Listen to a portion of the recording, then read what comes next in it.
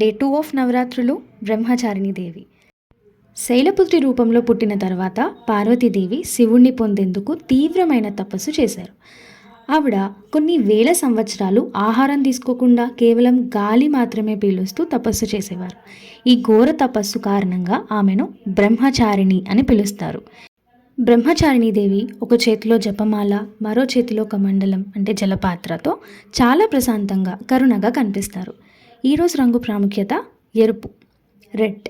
ఈ రంగు శక్తి, భక్తి, మనలోని ఉత్సాహం, ధైర్యం వీటన్నిటిని సూచిస్తుంది.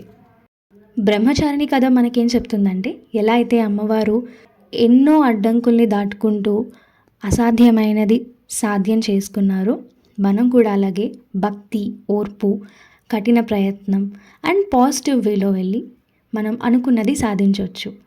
రేపు చంద్రఘంటాదేవి గురించి తెలుసుకుందాం. బాయ్.